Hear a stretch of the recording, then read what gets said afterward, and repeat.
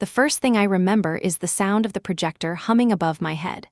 That dull electric buzz filled the silence right before they decided my work was not worth their time.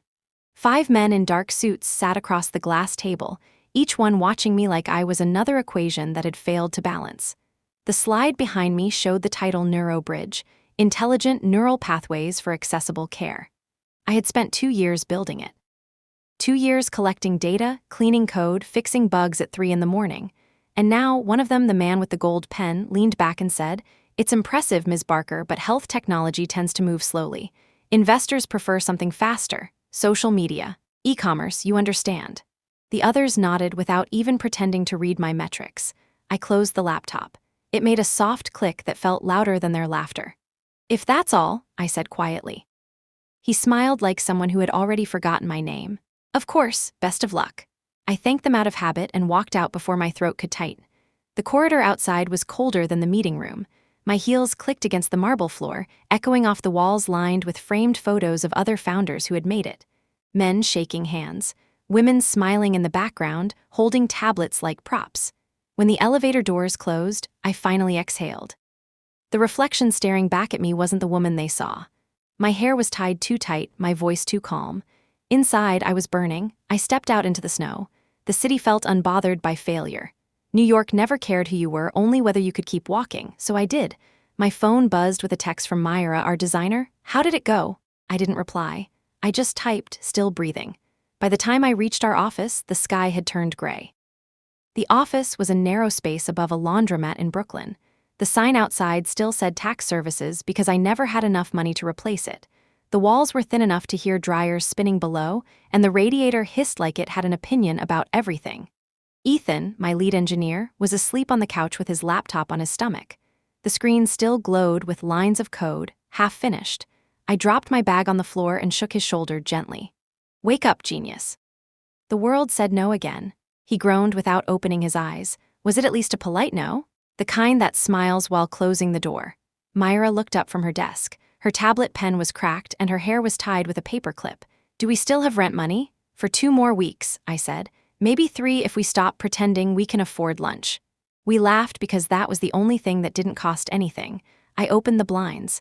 The light that came in was weak and blue. My laptop fan started to whine as if protesting another day of impossible tasks. I stared at the graph on the screen showing how the algorithm matched patients to neurologists. The accuracy rate had improved by 5% overnight. A small victory, invisible to everyone else, but I saw it like a heartbeat on a monitor. "Ethan," I said, "run the test again." He sat up and rubbed his face. "We're still missing the training data for rural hospitals." "I know, I'll get it." "How?" "They keep rejecting our data requests." I smiled tiredly. "Then we stop asking for permission." He gave me that look again, half admiration, half worry. "You're going to get us sued." "Not before we save someone's life." I plugged in the hard drive. The screen filled with columns of raw medical data, incomplete but promising. As the machine processed each line, I could almost see the faces behind those numbers, people waiting months for an appointment that could come too late. That was what kept me going when money and sleep ran out. Around 3 in the morning, I finally leaned back. The heater clicked off. Silence. Then the faint rumble of a train passing somewhere in the dark. When I was little, I used to count the seconds between thunder and lightning to measure distance. Tonight, I counted the seconds between the failures and the tiny moments of progress. The space between them was where my life existed now. I pulled up an old photo on my phone. My family at Christmas, years ago. My father in his tailored suit, my mother with her pearls, my brother raising a glass. Everyone looked exactly as they were meant to. And me, slightly out of frame, holding a camera instead of joining the pose. I remembered his voice. "Ambition is admirable, Camille, but don't mistake it for rebellion."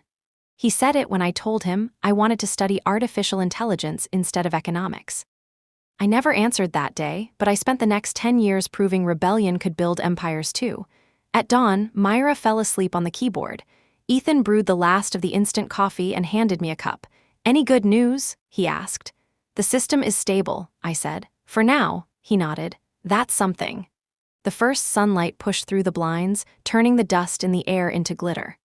It hit the wall where we had taped a single piece of paper with a handwritten quote, "Build something that outlives the doubt." I didn't remember who wrote it, maybe me, maybe someone else, but it stayed there like a quiet promise. My phone buzzed again. Unknown number. The message was short. I saw your demo. Coffee tomorrow. GH, I read it twice. My chest tightened. The initials meant Grace Holloway, the woman whose medical tech firm had quietly funded several successful startups. I had no idea how she'd seen my demo, but I didn't question it. Grace Holloway wants to meet, I said out loud. Ethan blinked. You're joking. I never joke about miracles. Myra lifted her head. What if she says no? Then we keep building. I smiled. But maybe this time someone will say yes. The room fell quiet again. Only the hum of the computers remained, steady and alive. I closed my eyes for a second, feeling the weight of exhaustion fade into something else, hope, fragile but real. Outside, the snow was still falling, covering the streets, softening the city's sharp edges. For the first time in weeks, it didn't feel like failure. It felt like a beginning. Morning arrived in a square of pale light on the office floor.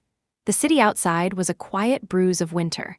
I rinsed my face in the tiny sink by the back wall and tied my hair with a rubber band I found around a bundle of cables. The mirror above the sink was cracked along one corner and made it look like I wore a thin silver scar. I decided it made me look steadier. I left Ethan and Myra asleep and stepped into the street. Snow crushed under my boots. The laundromat downstairs was already awake, a warm breath of steam spilling through the doorway and carrying the smell of soap into the cold air. I walked to the train, rode 2 stops, then surfaced near a cafe that looked like it had been built inside a long sigh. Glass front, fogged by breath, a row of small plants leaning toward the weak sun. Grace was there before me. She sat at a corner table with a notebook and a cup of tea she had not touched. Her hair was gray at the temples and her posture had the sort of calm that comes from surviving storms. When she looked up, her gaze was direct, not the bored appraisal I knew too well. It felt like being seen without being weighed. I introduced myself and sat down. She did not bother with small talk. I saw your demo, she said. Someone forwarded the screen capture. The idea is clean. The interface still fights the purpose. Your onboarding copy is too technical. Your matching logic is the heart of it. I nodded. The matching logic is everything. She drew a line across her notebook. Tell me 3 things. Who are you building for? What risk you refuse to take? What you will fix first if I wire money today? I answered without stalling. For patients who cannot wait. For general practitioners who need an answer by end of day, not end of month. I refuse to trade privacy for speed. First hire will be a compliance expert. I want the rulebook built into the walls before we hang a sign. Good, she said. Then her mouth tilted into something like a smile. No one asks for a compliance hire first. I let out a breath I had been holding since I woke up. She was the first person in months who did not tell me to cut corners in order to look successful. She tapped the notebook. Your pilots? We have 2 clinics in conversation, I said. One in Massachusetts, one in upstate New York. Both want to reduce waiting time for neurology referrals. We can integrate by end of quarter if the data exchange is approved. She tilted her head. And if it is not approved? Then I will drive there with a hard drive and beg their legal teams until they give me a checklist. That earned a real smile. Good. I like founders who are not allergic to doors. The waiter came. She ordered more tea and I asked for coffee. I tasted nothing. My pulse counted the seconds in my neck. Grace folded her hands. I can write a small check today. It keeps your lights on. But money is the least interesting part. I want a plan for how you survive your first serious mistake. I want to know who you call when the server dies and a doctor is staring at a blank screen. I told her. Ethan first. Then me. Then the hospital tech lead.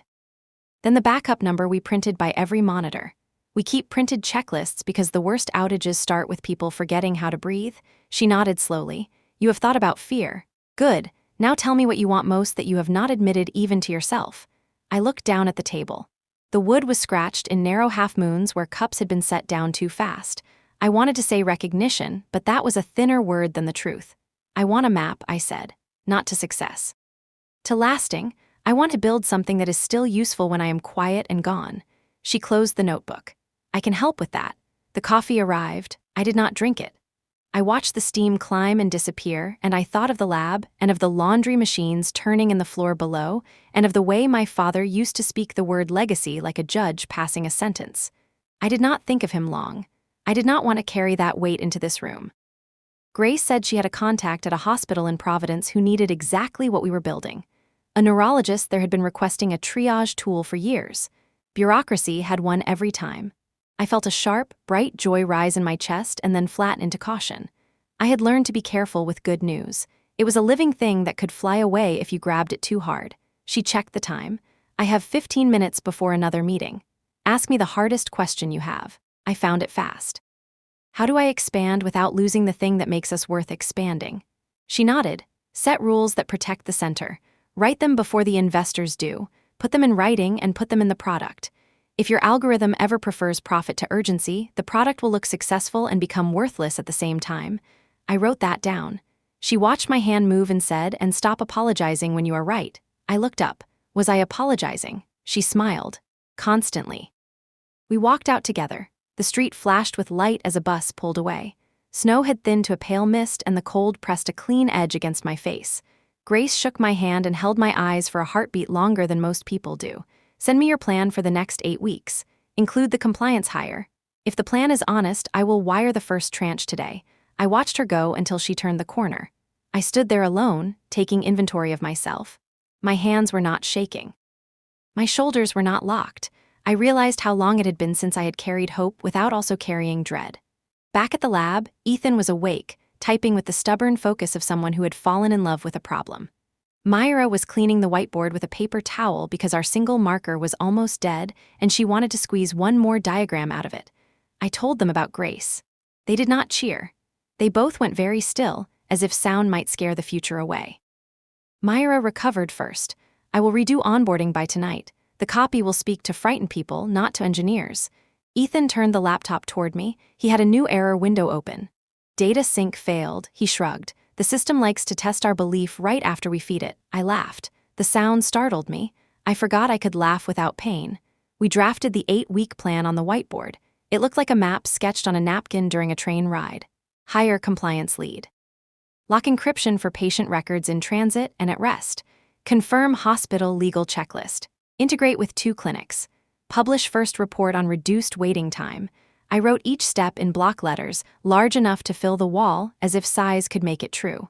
By late afternoon, the heat in the building flickered and went out. Our breath became visible again. I called the landlord and left a message that sounded polite and a little desperate.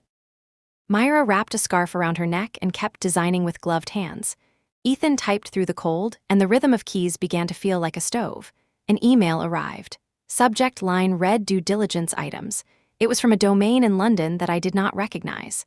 The body listed documents to prepare, most of them reasonable, one of them oddly specific about data ownership in early research phases. I stared at that line for a long pulse. There was nothing wrong with the question. But it felt like a fingertip pressing an old bruise. Somewhere in my chest, a door I had boarded shut rattled once.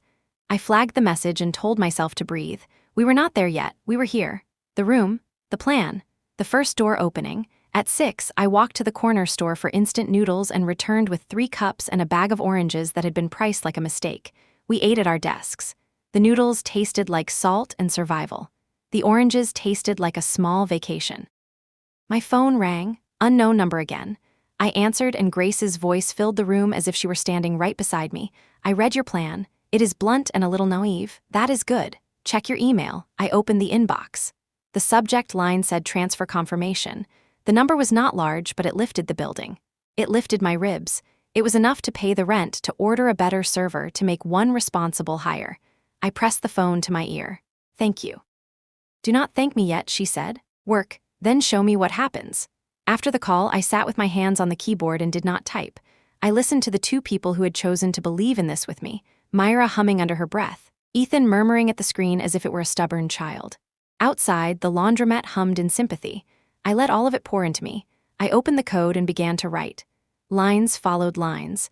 The logic clicked and the errors collapsed like old scaffolding. I forgot the cold. I forgot the city. I forgot the men in suits who thought they were the guardians of permission. Time thinned into a clear thread and pulled me forward. At midnight, I stood and stretched. Ethan lifted a hand without looking away from the console. Myra had fallen asleep with a sketch of a welcome screen under her cheek. The handwriting on it read, "You are not alone." It felt like a message to a future patient and also to us. I walked to the window and wiped a circle in the fog with my sleeve. The street shone with new ice. A single taxi slid by and left a ribbon of light that slowly went dark again. I pressed my forehead to the glass and smiled at the absurdity of it all. We were a company inside a room with a failing heater and a rented router. Yet tonight we were also a bridge that had taken its first real stone. On my desk, my phone vibrated once more. A calendar invite. Providence, next week. Grace had moved faster than my courage could keep up. I felt the old fear try the door again. I locked it from the inside and whispered the only promise I trusted. We will be ready. I turned off the main light and left the lamps glowing like watchful planets. I lay down on the couch, pulled my coat over my shoulders, and told myself a truth out loud so I would hear it in my sleep. The door opened. Now walk through. The train to Providence left before dawn. I sat by the window with a paper cup of coffee that tasted faintly of cardboard and hope. The city slid backward, replaced by gray suburbs and then open fields with frost still clinging to the grass. I had not slept, but my mind hummed with the shape of everything ahead.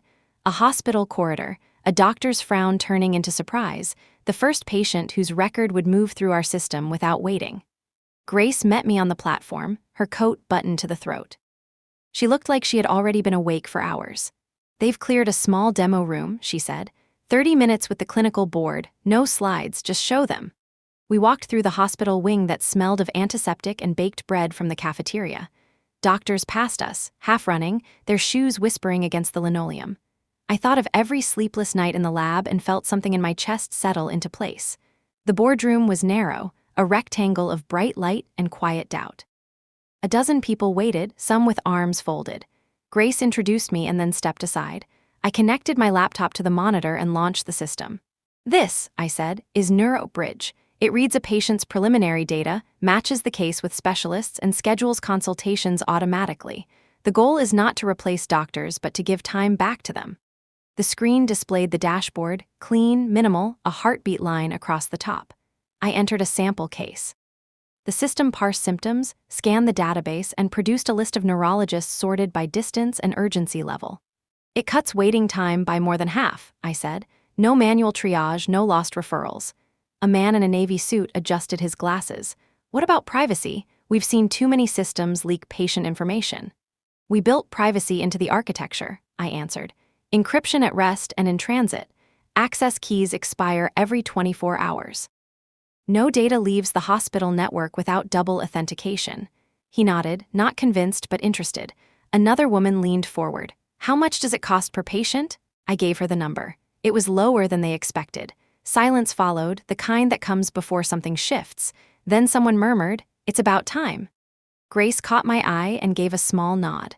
The meeting continued with questions that felt like doors cracking open. At the end, the head of neurology said quietly, "Let's start a pilot. 6 weeks. If it performs, we talk long-term." Outside the room, I had to lean against the wall for a second. My knees were shaking. Grace's voice was soft beside me. "You did fine. Now go back and make it work." The following weeks blurred into motion. Back in Brooklyn, we built without stopping. New monitors arrived, then new cables, then new problems. Ethan cursed in 3 languages, Myra drew new flows on the walls, and I learned to live on coffee and small bursts of laughter. The first day the system went live, we watched every number like it was a heartbeat. 40 patients matched, then 60, then 112. The error log stayed mercifully short. 2 days later, an email arrived from Providence. Average waiting time reduced by 61%. I read it out loud. No one moved. Then Myra screamed, Ethan threw a pen in the air, and I laughed until my stomach hurt. For one night, we allowed ourselves to believe it might actually work. But success is noisy, and noise travels. 3 mornings later, a message appeared in my inbox from a familiar address in London. "Ms. Barker, we've been informed of your recent pilot. Congratulations. We'd like to discuss possible compliance overlaps with your previous research grant."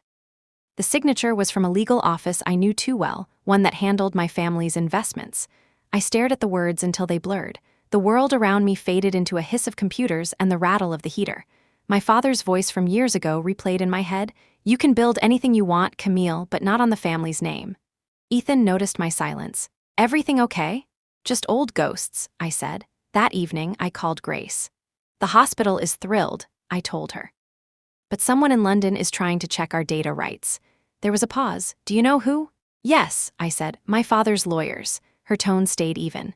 "Then let them look. You own your code. You documented everything. Every line. Good, keep working. Let me handle the noise." When the call ended, I sat in the dark lab, watching the city lights blink through the frost on the window. The fear was familiar but different now, quieter, almost respectful. I had spent years letting that fear decide who I could be. Tonight, it would have to watch instead. The Providence pilot ended with a small ceremony none of us attended. We were too busy fixing a new bug that appeared whenever the server's memory overflowed. At midnight, as I pushed a patch, a notification flashed across the screen. 50,000 successful matches. Myra whispered, "We did it." Ethan hugged me before I could stop him. I froze for a second, then laughed into his shoulder. On my desk, the phone buzzed. A message from Grace. "Board meeting tomorrow, bring your numbers." I looked around at the two people sleeping on beanbags, the wires curling across the floor, the glowing screens. For the first time, the room didn't look small. It looked alive. I closed my eyes and whispered into the hum of machines, "We're coming." The next morning began with sunlight, something rare enough that I almost didn't recognize it. Cut across the dusty lab and turned every floating speck into glitter. Ethan was already awake, barefoot, staring at a screen full of graphs. Myra was in the corner, hair tied with an old ribbon, trying to convince the printer to cooperate. The place smelled like instant noodles and ambition. Grace's message had been brief, "Bring your numbers." It meant she had something planned, something bigger than I was ready to admit. We caught the 9 a.m. train to Boston, laptops balanced on our knees. Ethan rehearsed statistics under his breath. Myra sketched a new logo on the edge of a napkin, and I sat still, clutching a folder full of charts that represented every heartbeat the system had managed to save. The rhythmic clatter of the train matched the rhythm of my thoughts. I was afraid, but not of failing this time. I was afraid of succeeding and having no idea how to hold it. When we arrived, Grace was waiting outside a building made of glass and steel. Her coat moved lightly in the wind. She smiled the kind of smile that makes you feel both nervous and safe. "Welcome to your next headache," she said. Inside, the air smelled of polished wood and quiet power. The room she led us to was smaller than I expected. A round table, 4 chairs, one window overlooking the harbor. 2 people were already seated, 1 woman, 1 man, both in understated suits. Grace introduced them as partners from Riverside Ventures, a name that carried both money and reputation. They greeted me politely, not warmly, and dove straight into numbers. Grace gestured for me to begin. I opened my laptop, hands trembling slightly, and began presenting. Graphs, data, pilot results. I explained how we reduced patient waiting time, how our error rate was falling with every iteration, how the system learned from each hospital's workflow. The room stayed silent except for the soft buzz of the projector. When I finished, the man leaned forward. "The results are impressive. But you're still a small team. Scaling medical AI requires heavy infrastructure and legal compliance. You'll need millions, not thousands." I nodded. "I know, that's why I'm here." The woman spoke next. "Are you prepared to step down as CEO if we bring in leadership with more experience?" It was the question everyone asked eventually. I had rehearsed my answer long ago. "No, but I'm willing to build a team around the gaps I know I have. I've never led a company, but I've led an idea." That's what this company is built on. The woman's gaze flicked to Grace, then back to me. "Convincing words," she said, almost smiling. Grace tapped her pen against the table once, a quiet signal I was starting to recognize. "Camille knows the limits of her knowledge," she said. "That's rarer than confidence." The man nodded slowly. "We'll review." 2 hours later, I was back in the hallway, the folder pressed against my chest. The harbor glittered through the window like liquid silver. Grace stood beside me, arms folded. "You handled them well," she said. "They're cautious, but they're not blind. They saw it." I exhaled. "Do you think they'll invest?" "They will, just not yet. They like watching people struggle first. It teaches them who you are." She looked at me for a long moment, then added softly, "You remind me of myself when I started, except you're better with people." I laughed under my breath. "That's a low bar," she smiled. "Maybe, but you cleared it." That night back at the lab, I sat alone for a long time. The heater rattled like it was arguing with the cold. Ethan had gone home to see his parents. Myra was asleep on the couch. The city outside was pulsing, distant, alive. I opened an old email folder out of habit, scrolling through unread messages until one stopped me. It was from my mother. The subject line was "Dinner next month, Family Matters." The body was brief: "Your father's turning 60. We'd like you there. Please wear something appropriate." Appropriate. That word had followed me since I was old enough to sit at a dinner table. I closed the message, then reopened it, then stared until the words blurred. I could already picture it. The dining room with its chandelier, the long table set with silverware, the sound of polite conversation like a hum of machinery. My father at the head, raising his glass, praising my brother's new investment firm, my sister's charity gala. And me, the daughter who built something real but invisible in their eyes. I didn't know if I would go, I didn't know if I could. The next day, Grace called again. "They're interested," she said without preamble. "Riverside and Marlowe Capital. They want to see your year-end plan. If you can project growth and regulatory readiness, they'll commit to a full Series A." I felt my heartbeat quicken. "How much?" "7 million, maybe more if you negotiate well." I sat down because standing felt impossible. "Are you ready for pressure?" she asked. "I've been living under it," I said. The weeks that followed moved like a storm. Meetings, revisions, financial models, late nights. Every time I thought I had reached the edge of exhaustion, the edge moved further. I barely saw the sky. Then one evening, when the city was beginning to thaw into spring, Grace invited me to her office. It was on the top floor of an old financial building downtown. Oak floors, tall windows, and the faint smell of lemon polish. She poured 2 cups of tea and placed a folder between us. "This is it," she said. Inside was a stack of signed agreements, 2 logos at the bottom, Riverside Ventures, Marlowe Capital. 7.5 million, she said. "You did it." For a long moment, I just stared at the pages. The numbers didn't look real. My reflection in the glass table looked calm, but inside I was 10 different versions of myself, tired, triumphant, terrified. "Congratulations, Dr. Barker," she said. "You're officially running a company." I thanked her, but the words felt small. There are moments when the world changes so quietly you almost miss it. This was one of them. That night, as I left the building, the air smelled like rain. I thought of my family's estate across the ocean, where it probably smelled like old roses and routine. I wondered what they would say if they knew. Maybe nothing, maybe everything. I pulled out my phone and opened my calendar. The date of my father's birthday dinner glowed like a warning. I set a reminder anyway. Sometimes, victory is only half the story. The other half is who you become when you walk back into the room that once broke you. And I was going to walk back in. The invitation came wrapped in gold paper, heavy enough to feel deliberate. Inside, my mother's handwriting curved across the card like a silk ribbon. "We hope you'll join us to celebrate your father's 60th birthday. Formal attire. 7 o'clock sharp." No signature, no warmth, just a command disguised as courtesy. I held it above the desk lamp for a while, watching the gold reflect on my fingers. Grace had told me that big milestones should be marked, even if no one else celebrated them. Maybe this would be mine, a quiet confrontation in a house that once felt like a verdict. The flight to London was uneventful, the kind that leaves you alone with the thoughts you were hoping to outrun. I watched the city's skyline appear through a film of clouds and tried to picture the house. White brick, tall gates, the smell of manicured grass and rain-soaked stone. I hadn't been back in years. The driver my mother sent was silent except for a brief "Good evening, Miss Barker." He called me Miss, as if the title doctor was still too heavy for their tongues. When the car stopped, the mansion looked exactly the same, even the lights, bright but cold. The windows stared like eyes that remembered too much. Inside, I was greeted by the housekeeper, still the same woman who used to scold me for tracking mud into the kitchen after tinkering with broken radios. She took my coat and glanced at me, half smiling. "You look different." "Older?" I asked. "Freer," she said quietly. The dining hall smelled of candles and expensive wine. A string quartet played softly in the corner, and the air carried that kind of hush people mistake for sophistication. My mother approached first, all pearls and perfume. "Camille," she said, as if testing how the name fit in her mouth after so long. "You made it." "I said I would," I replied. She looked at my black suit, simple and sharp. "You could have worn something brighter. This is a celebration." "It will be," I said, "for someone." My brother Oliver was near the fireplace, laughing too loudly. He was everything my father wanted, polished, decisive, certain. His wife smiled at me with that practiced empathy of people who pity without permission. My sister Leela waved, beautiful and restless, talking about her new charity initiative. Then my father entered the room. He hadn't changed much. Time had refined him rather than softened him. The gray in his hair looked purposeful. His posture still carried authority like armor. He spotted me almost immediately and offered a polite nod. "Camille, I'm glad you could find the time." "I make time for important things," I said. "Good, tonight is one." Dinner began with the usual speeches: Oliver's new acquisition, Leela's latest gala, my father's reflections on legacy and discipline. I listened quietly, cutting the roast on my plate into small, deliberate pieces. When the plates were cleared, my father stood.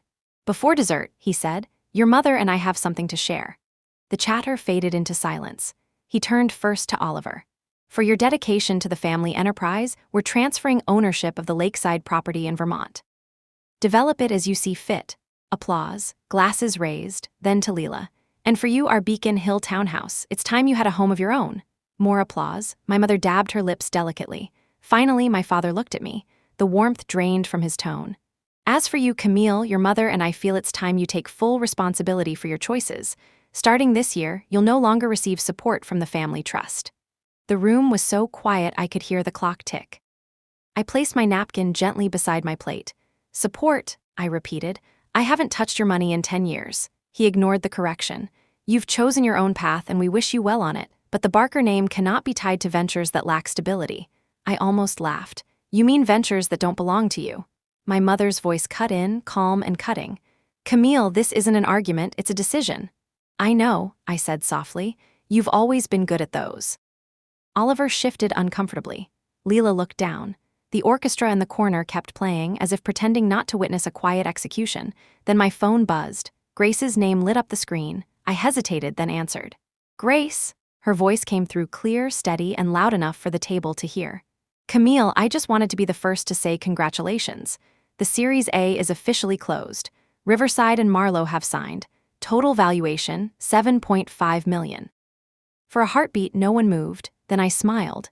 Thank you, Grace, I appreciate the update. When I hung up, I looked around the table. Every face had changed. The same mouths that had shaped my failure now struggled to close around my success. My father's hand tightened around his wine glass. $7 million, he said quietly. For what exactly? For building something that matters, I replied. Oliver cleared his throat. That's impressive. I didn't realize things had progressed that far. You wouldn't, I said gently. You never asked. My mother forced a small laugh. Well, perhaps now we can celebrate together. I think I'll let you keep your celebration, I said, standing. You already have everything you wanted. I only came to see if you still remembered who I was. No one spoke. I turned to leave, but my father's voice stopped me. Camille, he said, softer this time, almost uncertain. Do you really think this experiment will last? I met his eyes. I don't think it will. I know it will, because it wasn't built to impress you. It was built to outlive you. The silence that followed was absolute. Even the music seemed to retreat. I walked out of that house with the same calm I had once practiced in front of the mirror as a girl, back straight, eyes forward, no apologies. Outside, the night smelled of rain and freedom. I didn't look back. When I returned to New York, the team was waiting at the office. The lights were still on, takeout boxes covered the desks. Ethan held up a bottle of cheap champagne. We heard, he said, grinning. We're official now. I laughed, the sound raw and real. Then open it. The cork hit the ceiling. Myra squealed. Foam spilled across the floor, and for a moment, everything was noise and joy and disbelief. We raised our plastic cups, and I said the only toast that felt right. To everyone who said no, and to the few who finally said yes. When the laughter faded and the others had gone home, I stayed behind. The window reflected my own face against the city lights, half shadow, half fire. The phone buzzed again, a message from my father's assistant. Mr. Barker would like to discuss potential collaboration opportunities between the family office and your company. I stared at it, then typed back 3 words. Not a fit. Then I closed the laptop and whispered to the dark. The world used to belong to them. Tonight, it belongs to me. The morning after the dinner, I woke to rain tapping the window like a gentle reminder that the world continued whether I was triumphant or shattered. My phone lay on the nightstand, flooded with unread messages, news outlets, congratulatory emails, distant acquaintances suddenly remembering my name. I scrolled through them half awake. A headline blinked from a tech journal. NeuroBridge raises $7.5 million to redefine health access. Below it, a smaller line read, Founder Dr. Camille Barker, the daughter of financier Henry Barker. I stared at the words until my chest tightened. Even now, the first line about me was still about him. I turned the phone face down and sat at the edge of the bed. The hotel room was quiet except for the rain. I had dreamt of that silence when I was a teenager, hiding in the library, pretending I couldn't hear my parents arguing about my lack of direction. I used to imagine the day I would silence them all with success. Now that I had, the silence felt heavier than victory. Grace called around noon. You made the papers, she said. I saw. You sound disappointed. I thought success would sound different. It never does, it just makes the quiet more expensive. I laughed softly. That's bleak. That's experience. Back in New York, the city greeted me like it always did, with indifference.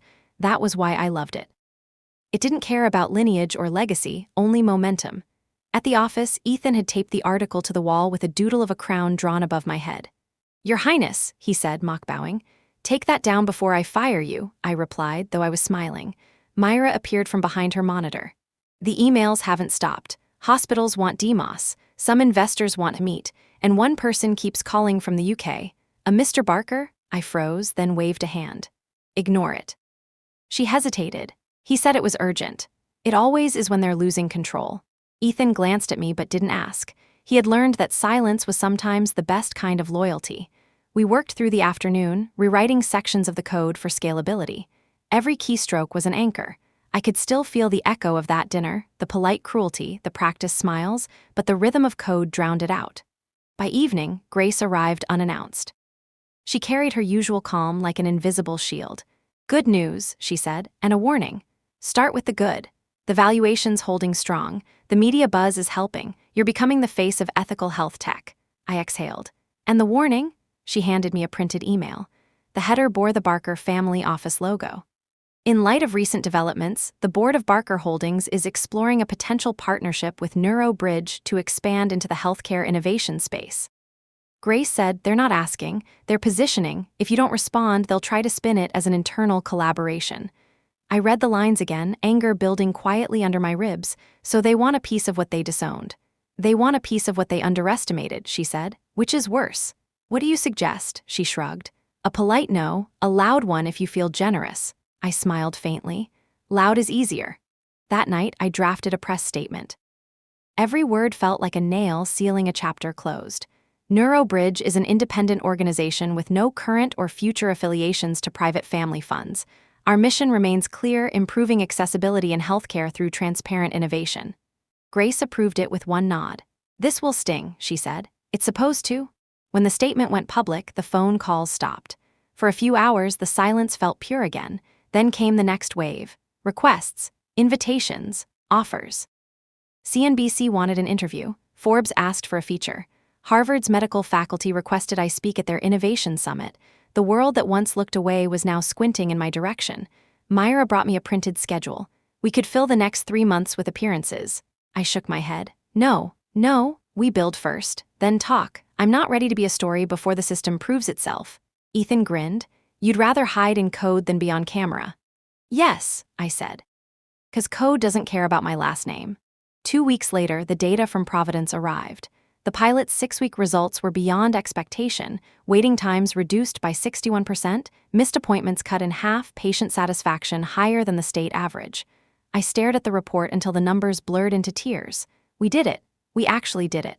Grace called as if she had been waiting for that exact moment. "Congratulations, Camille. This is the data that gets you global." "I'm not sure I want global," I said. "Not yet," she laughed. "You'll want it when you see how many people this can help." Her confidence was contagious, but somewhere inside me a quieter fear whispered, "The higher we rise, the sharper the fall if I make one wrong choice." A week later, another email arrived, this one with a subject line I didn't expect. "Strategic funding opportunity, SoftBank Ventures." I read it twice, my hands trembling slightly. They wanted a meeting. Grace confirmed it was real. "If this goes through," she said, "you'll cross from startup to institution." I didn't sleep that night. Instead, I sat by the window, watching the city lights blur against the glass. Somewhere across the ocean, my family was probably sitting around the same dinner table, sipping their quiet confidence. I wondered if they still thought of me as the girl who defied them, or if they'd started to realize I was the one carrying the legacy forward, just not the way they intended. I whispered to the empty room, "They wanted an heir. I built an empire." The hum of the city answered like applause that finally belonged to me, and for the first time, I didn't feel the need to be louder than it. The SoftBank meeting was set for a Thursday morning. Grace told me to wear something that made me feel unapologetically in control, which for me meant the same black suit I'd worn to my father's dinner. I didn't believe in new clothes for new beginnings. The old ones carried proof that I'd survived the last round. The conference room was 37 floors above the city, all glass and light.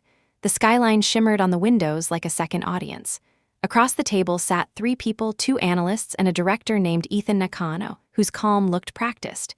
He greeted me with a small bow, then motioned for me to sit. "Dr. Barker," he said, "we've been following your progress since the Providence pilot. The numbers speak well for you. They speak for the patients, I said. He smiled faintly. Then let's talk about scale. They wanted to take Neuro Bridge global. Asia first, then Europe. They wanted to back it with $40 million, conditional on expanding the infrastructure and hiring an international operations team. I tried to keep my voice steady as I asked questions about the structure, the expectations, the timeline. Grace, sitting beside me, did most of the talking. She was the calm between every sentence, the pause that made people listen harder. After 2 hours, Nakano folded his hands. We're prepared to move forward, he said. Pending final review from our board, you'll have the term sheet by Monday. I thanked them, shook hands, and walked out into the corridor that smelled faintly of paper and ozone. My reflection in the glass walls looked taller than I remembered. Grace fell into step beside me. 40 million, I whispered. That number doesn't feel real, she smiled. Neither did 7.5 once. Get used to it, you earned this. The moment we stepped into the elevator, my phone buzzed with an incoming call. Unknown number. I let it ring once, twice, then answered. A voice I hadn't heard in years filled the speaker. Camille. It was my father. I froze. Grace glanced at me, reading the change in my posture instantly. I mouthed later, but my father's voice cut through again. I saw the news, he said. SoftBank. Quite impressive. What do you want? I asked. He chuckled softly. Straight to the point, you're still my daughter. Not by your choice, I said. I'm calling as a businessman, he continued, ignoring the jab. The family office wants to offer strategic alignment. We could back your IPO, assist with regulatory approvals. It would be mutually beneficial. There it was, the tone I'd grown up under. Not a voice of affection, but of ownership disguised as opportunity. You had your chance to align, I said quietly. You chose to cut me out. That was before you were a public figure, before you had real leverage. And now that I do, now I'd prefer you didn't waste it. The elevator doors opened. Grace stepped out but stayed close enough to listen. I'm not interested, I said. Camille, I'm not a branch of Barker Holdings, I said, my voice sharper now. You made sure of that. Neuro Bridge doesn't partner with people who only believe when it's profitable. For a moment I thought he might yell, but when he spoke again, his voice was lower, almost tired. You sound just like me, he said. No, I replied. I sound like the daughter you didn't expect to lose. I hung up before he could answer.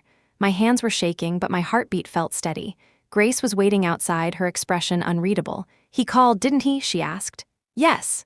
And you said no? Loudly, she smiled. Good, never negotiate with ghosts.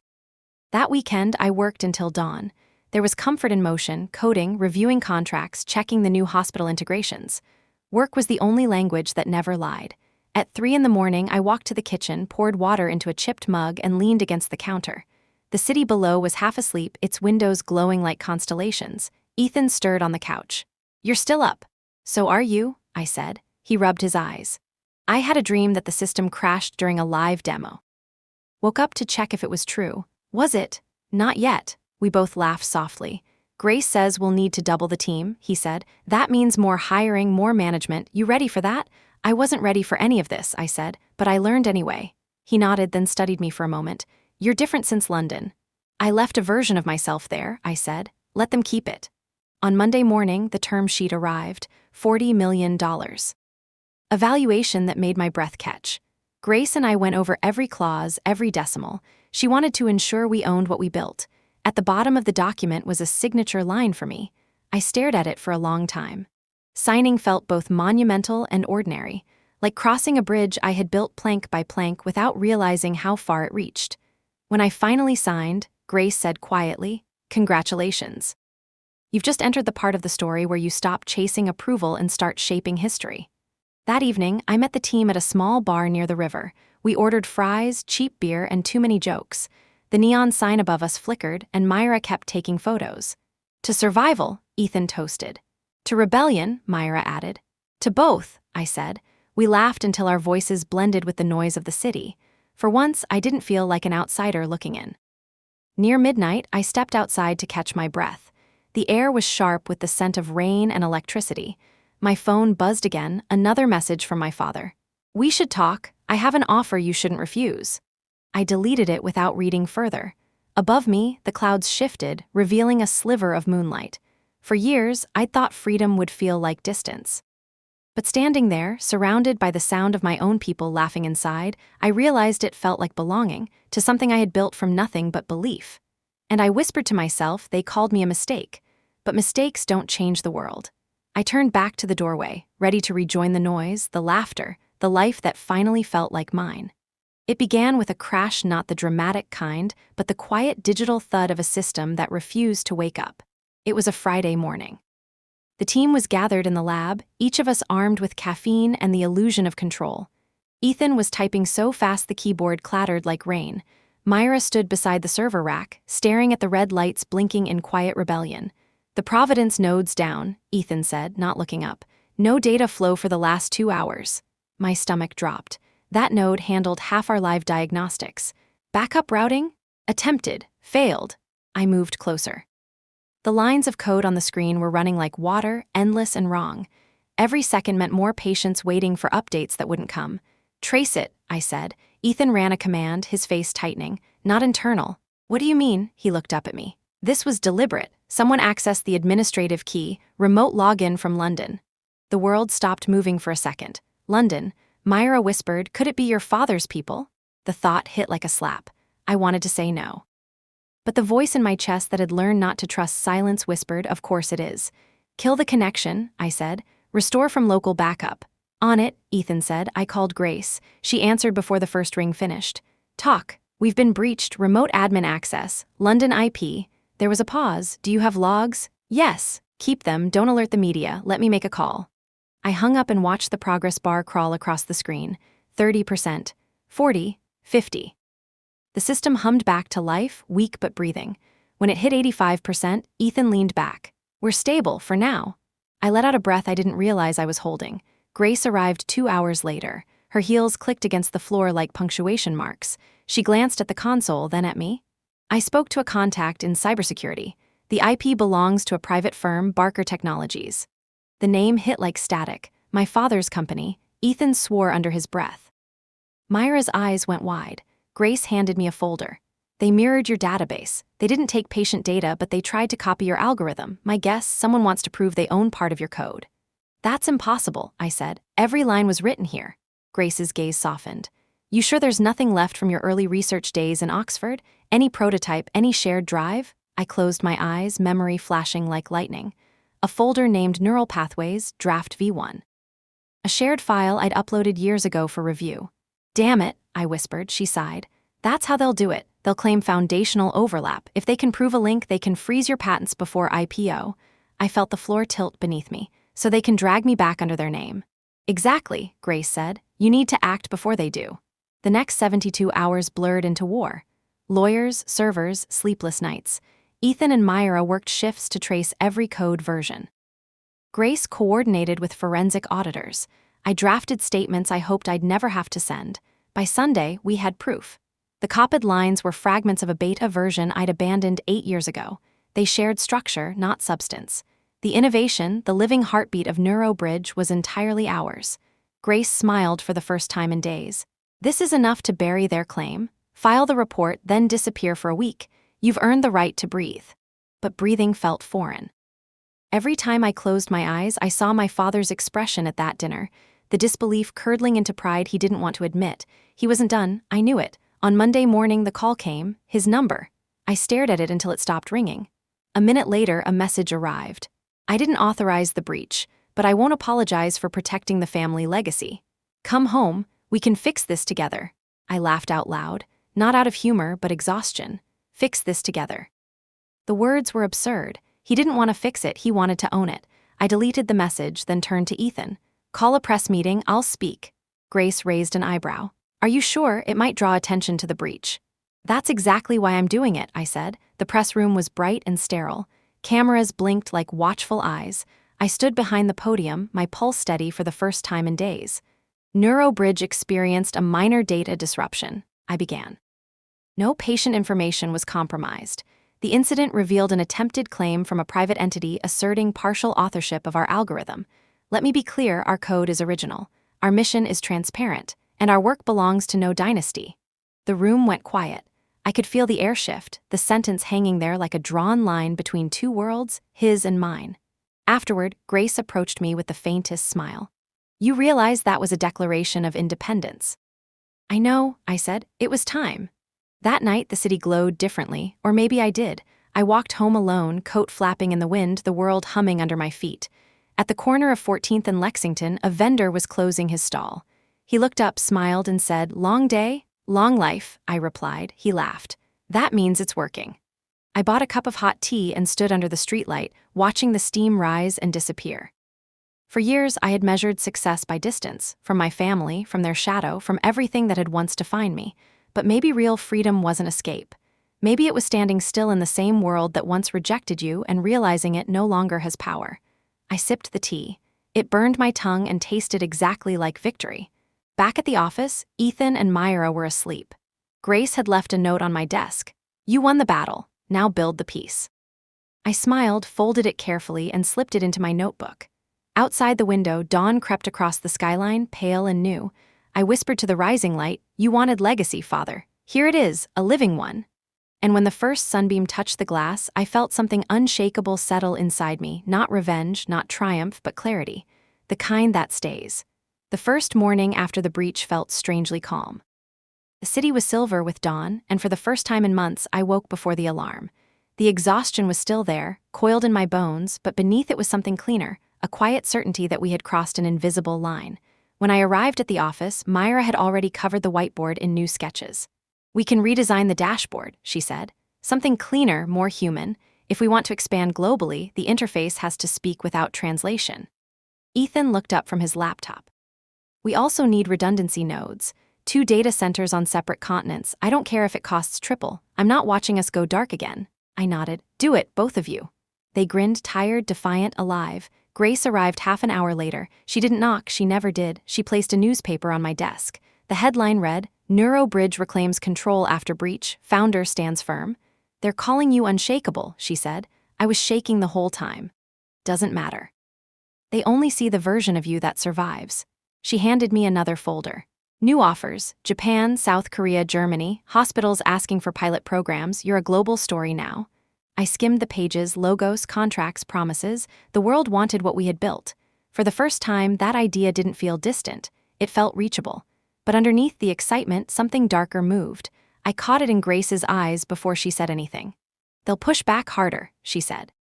"People do like when a woman wins on her own terms, especially one who carries a powerful last name but refuses to play by it. I'm not afraid of them." "I know," she said quietly. "That's what scares them most." By mid-afternoon, I found a moment alone in the break room. The hum of the fridge filled the silence. I stood by the window with a paper cup of tea and looked down at the street, the endless current of people, taxis, the rhythm of the world moving forward. I thought about what Grace had said. Unshakable. It sounded heroic, but it wasn't true. Strength wasn't absence of fear. It was walking through it anyway, even when your knees shook under the table. My phone buzzed, a message from Leela, my sister. "You were incredible on television. Father hasn't stopped pacing since the broadcast. I think, somewhere deep down, he's proud, but he'll never say it. Don't give him the satisfaction of hearing that I told you." A soft laugh escaped me. It was strange how even a fractured family could still find its small languages of care. I replied, "Tell him not to pace. The floorboards are his age." Leela sent back a single emoji, rolling eyes, laughing tears. The kind of message that meant more than a paragraph ever could. That night, I couldn't sleep. Success had its own kind of noise, louder than failure. Every headline, every email, every opportunity clawed at the edges of my mind. I found myself replaying old arguments, old choices, the faces of people I'd left behind to get here. I wandered to the office balcony. The city below shimmered like liquid glass. The hum of power lines mixed with the faint rhythm of distant sirens. When I was younger, I used to imagine freedom as a high place, a rooftop where no one could reach me. Standing there now, I realized freedom wasn't height. It was weight, the weight of choice, of responsibility, of knowing you had built something fragile and precious that the world might try to break. The door opened behind me. Grace stepped out, 2 cups of coffee in hand. "I thought I'd find you here," she said. I smiled. "You always do." She handed me a cup and leaned against the railing beside me. For a long time, neither of us spoke. Then she said, "They're going to come for you again, Camille. Not just your father, the old guard. The institutions that think innovation should come with permission slips." I nodded. "Let them come." She studied me, her eyes soft but sharp. "Do you ever get tired of fighting?" "Every day," I said, "but stopping would mean they win." Grace smiled faintly. "You remind me of the women who came before me, the ones who weren't allowed to sit at the table, so they built their own." I'm just trying to make sure mine has room for others. She lifted her cup in salute. Then build it sturdy. And don't forget to rest. A week later, the first SoftBank funds landed in our account. $40 million, numbers that used to belong to someone else's world. Now they were ours to defend. We moved into a larger space in Lower Manhattan. White walls, glass partitions, a view of the river. The team cheered when they saw it. I stood in the center, listening to their laughter echo through the new hallways. For a moment, I allowed myself to feel it, real pride, unguarded and complete. Myra taped a small sign above the entrance, built without permission. When I saw it, I felt something tighten in my throat. That evening, Grace joined us for champagne. She raised her glass. To the impossible. I added, to the ones who were told no and built anyway. Later, when everyone had gone home, I sat alone in the dim office. The skyline glittered through the windows, and my reflection stared back, calm, unreadable, a woman who had everything she once dreamed of. But dreams change when you reach them. They stop being promises and start being questions. What comes after winning? What do you build once the world finally listens? On my desk, my phone buzzed again. A new message, unknown number. We should talk. This time it's not about control, it's about truth. No name, but I knew the cadence. My father. I stared at the words, unsure whether to delete them or reply. Truth. The word burned like an open circuit. Because deep down, I knew, whatever came next wouldn't be about code or money or even legacy. It would be about something far older and far heavier, family. And the light that success brings always casts the longest shadows. The day I returned to London, the sky was pale and restless. Rain traced slow paths down the taxi window, blending the city into a watercolor of gray and gold. My hands rested in my lap, curled tight as if gripping something that had weight, something that had always had weight. When I arrived at the estate, the house looked the same, immovable. The gates were tall, the driveway long, the windows watching.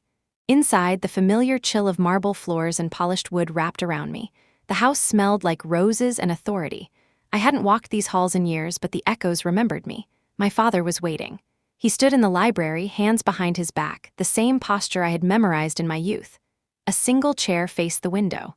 On the desk lay a box, simple and brown. "Camille," he said, voice quiet but measured. "Sit," I obeyed. He opened the box and placed a watch inside, an old timepiece that had belonged to my grandfather. Gold rim, face cracked in a corner, hands frozen at 3:15. "For you," he said. "It belonged to the man who taught me to measure every moment. Time is the only asset that can't be reclaimed once lost." I held the watch in my hands, weighty, cold, full of history. He looked at me then, really looked, past the success, past the company, past the headlines. "You've changed everything, Camille. You've built something extraordinary without our support." I met his eyes, steady. "I built it for the people who need it, not for the family name." He nodded slowly, as if trying to understand a language he had long forgot. "I wanted to protect it, to protect you." "By undermining me?" I asked. The words were sharp but even. He hesitated, then exhaled. "I didn't know another way. I thought control was care." For the first time, the distance between us felt like a bridge instead of a wall. The room was silent but for the hum of distant traffic outside. I opened the box again, and beneath the watch was a thin envelope, sealed and yellowed. Inside, a USB stick labeled Neuro Bridge Draft V1. My hands trembled slightly. "You kept this all these years?" I asked. "I kept it safe," he admitted. "I wanted to see what you would do when left to your own devices. I didn't mean to interfere with what you've built now. I was wrong." I didn't respond. Instead, I set the watch on the desk and slid the USB into my laptop. Lines of early code appeared on the screen, familiar and crude, yet full of promise. I remembered writing them, alone in a lab at Oxford, dreaming of building something that mattered. Grace's words came to mind. "The ones who are unshakable are not the ones who never fell. They are the ones who rose every time." I closed the laptop. The watch gleamed faintly in the light. I looked at my father and said, "I forgive you, but Neuro Bridge is mine. We are done speaking in terms of ownership and legacy. From now on, we speak in terms of mission." He nodded, a long, slow exhale. "Then mission it is." Outside, rain fell steady, cleansing the city. I stepped onto the balcony and let it soak my face. In the quiet, I realized that success had not been in dollars or recognition. It had been in standing up to every expectation, every shadow, and in turning control over my life into something tangible. The watch sat on the desk behind me, a reminder of the past. The USB was a relic of beginnings, and I, Camille Barker, was finally free to build a future without fear. I whispered into the rain, "This is just the beginning." And for the first time in years, it felt like the truth. The following morning, the estate was silent except for the distant hum of traffic beyond the gates. I walked through the halls alone, past portraits of ancestors who had wielded power as if it were inherited by blood, not earned. Their eyes followed me, unblinking and patient. For a long moment, I wondered if I would ever be part of that lineage, not by name, not by legacy, but by presence. Grace had arrived by mid-morning. She carried a notebook and a calm that I had come to rely on.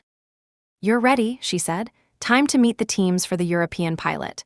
I nodded, feeling the weight of everything I had built settle like a steady pulse. They've seen the US data. This is new territory. Hospitals, regulators, patient networks, it's a lot to manage. "That's why you have people like me," she said, "and people like you." Before leaving, my father called me into the library again.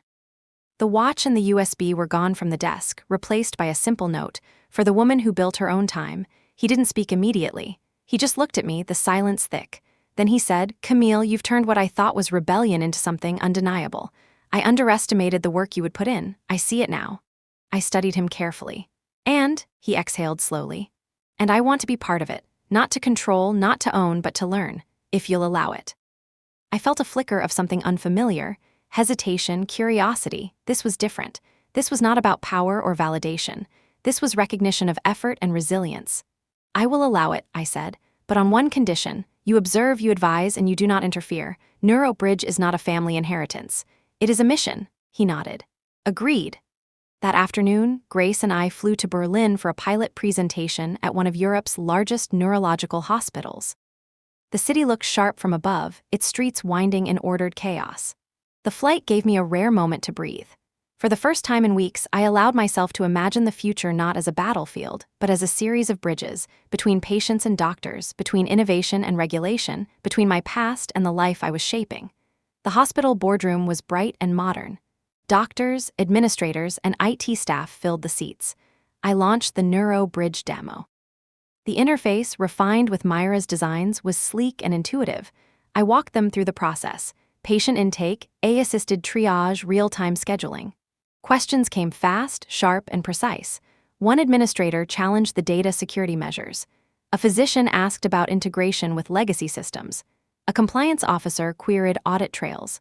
I answered each confidently, showing screenshots, citing logs, and walking through encryption protocols. When I finished, I paused, letting the room absorb the system's capabilities. Then, from the back, a doctor spoke softly. "This is remarkable. I've waited years for something like this. If implemented, it could save hundreds, if not thousands, of lives annually." The weight of her words hit me differently than any investment or article ever could. This was why I had built NeuroBridge, not for recognition, not for leverage, not even to defy a family legacy, but for the people it would help. Grace gave me a subtle nod. No words, but it was enough. After the meeting, I walked along the cobblestone streets of Berlin, the air crisp with early spring. The city hummed with life, indifferent and yet full of possibility. My phone buzzed. It was a message from my father. "I watched the demo online. I am impressed. Proud, even. Continue your work, Camille. I will stay out of your way." I smiled faintly, slipping the phone back into my pocket. Pride was a strange thing, especially when it arrived from unexpected sources. Back in the hotel, I sat by the window with a cup of tea. The city lights reflected in the glass, a mirror of countless possibilities. NeuroBridge was no longer just an idea or a company. It was a movement, growing across continents, untethered by the doubts of the past. I whispered to the quiet room, "This is more than legacy. This is life. And it starts with those who dare to build it." The moon rose over Berlin, pale and steady. And in that calm light, I felt the culmination of every choice, every sleepless night, every moment of defiance and perseverance settle into a quiet certainty. NeuroBridge was no longer mine alone. It belonged to the world. And I was ready. The weeks after Berlin passed like a river in motion. Meetings, calls, and presentations blurred into one continuous pulse. Hospitals wanted integration, investors wanted updates, and the press wanted a story. NeuroBridge had grown beyond a small lab in Brooklyn. It had become an ecosystem. And at the center of it, I was both anchor and compass. Ethan and Myra thrived in the chaos. Their energy carried the office like an undercurrent beneath the noise. Every time a new pilot succeeded, a new line of code ran without error, I felt it not as victory, but as proof that the work mattered. I spent long hours reviewing global operations plans, ensuring compliance, and mentoring new hires. It was exhausting, but it was deliberate. Each decision, each protocol was a brick in the foundation of something meant to last. One evening, after reviewing the latest dataset, I received an email that made me pause. The subject line was short. For Camille. Opening it, I found a single line of text from a young woman in London. I want to build something that saves people, like you did. Will you guide me? I closed my eyes. For a moment, the weight of all I had endured, the dismissals, the family disputes, the sleepless nights, fell away. All that remained was clarity, purpose, mission. I replied quickly. Yes, begin by learning, observing, and never doubting your own capacity to create change. The rest will follow. After sending the message, I walked to the balcony. The New York skyline stretched endlessly before me. Lights flickered across the river, reflections bending on the water. The city was awake, alive, indifferent, and yet full of opportunity. I thought back to the watch my father had given me, the USB stick containing the first lines of code I had written years ago. Those objects symbolized beginnings, reminders of origin and the choices that shape a life. Now, standing on the balcony, I understood that legacy was not about inheritance or recognition. It was about the impact we leave behind, the bridges we build for those who follow. I whispered to the night, I spent years waiting for permission. Now I give permission to myself and to others. The office behind me was dark and still, but Neuro Bridge hummed quietly alive. Its servers blinked like tiny constellations, each one representing a connection, a saved patient, a fulfilled promise. I turned back inside and looked at Ethan and Myra, asleep at their desks, exhausted but unwavering. I smiled. The team, the mission, the code, it was ours together. I opened my laptop and began drafting plans for the Aurora Foundation, a program to mentor young women in technology and healthcare. I wanted their paths to be smoother than mine, their opportunities broader, their voices louder. Outside, the city carried on. Taxis, sirens, distant laughter. Life. Growth. Change. And for the first time in a long time, I allowed myself to believe that what I had built was bigger than fear, bigger than doubt, bigger than the shadow of a family name. Neuro Bridge had become more than a company. It had become a promise, a movement, a bridge connecting hope to action. And I, Camille Barker, was ready to keep building. The night stretched before me, endless and full of possibility. The lights of the city reflected in the glass, and in those reflections I could see the path I had forged, difficult, lonely, and undeniable. I whispered one last time, legacy is not what you inherit. Legacy is what you create. And with that, I began writing the next line of code, knowing that every connection I made would echo farther than any name, any title, any expectation. Neuro Bridge was alive, and so was the promise it carried. The weeks that followed were a blur of travel, presentations, and integration meetings. Hospitals across Europe and Asia requested pilots. Every new site meant new challenges: local regulations, language barriers, IT infrastructures that refused to cooperate, and skeptical staff who had been burned by technology promises before. Ethan and Myra adapted faster than I could. Ethan handled the technical hurdles with a calm precision that made me wonder if he ever slept. Myra redesigned the interface for each hospital, creating dashboards that were intuitive, welcoming, human. Together, we became a small, unstoppable machine, our synergy stronger than any outside obstacle. Grace continued to guide us from the side, orchestrating investor relationships and ensuring that NeuroBridge's independence remained intact. She rarely spoke, but her presence was enough to keep us balanced when the pressure threatened to crack our focus. One evening, after a long day reviewing pilot reports from Seoul and Tokyo, I found myself sitting on the balcony of the new Manhattan office. The skyline stretched endlessly, a constellation of possibility. I held my phone and read the latest message from the young woman in London. The mentorship program you suggested has inspired me to start coding for hospitals in my area. Thank you. A small smile tugged at my lips. This was what it had always been about. Not fame, not validation, not even the battles with my family. This was impact, real and tangible. The Aurora Foundation began to take shape. Scholarships, mentorships, and workshops were established to empower young women in technology and healthcare. Each program was designed to teach more than coding.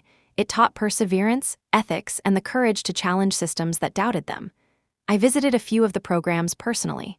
Watching the young women navigate challenges, some faltering, some thriving, reminded me of myself. The fear, the determination, the late nights, the small victories. It was all mirrored in their eyes. Back at Neuro Bridge, the team worked late. I often stayed in the office past midnight, checking dashboards, reviewing code, and occasionally sitting quietly just to listen to the hum of servers. The lights flickered softly, reflecting on the polished surfaces.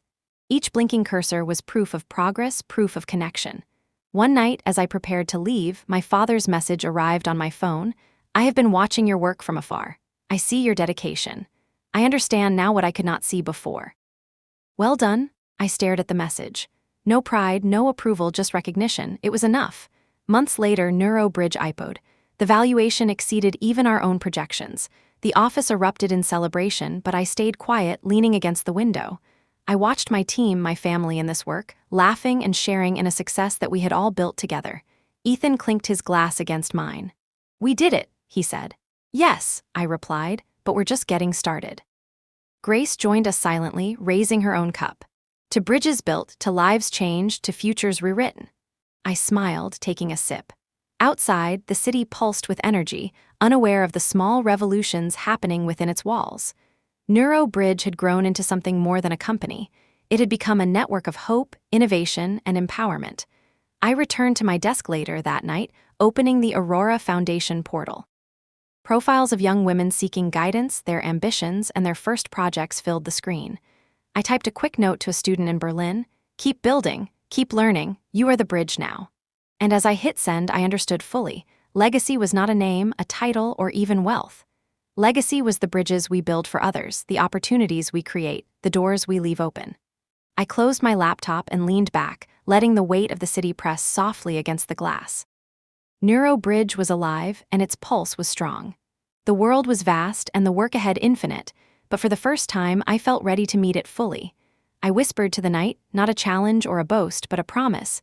"This is just the beginning. Let's build bridges that last."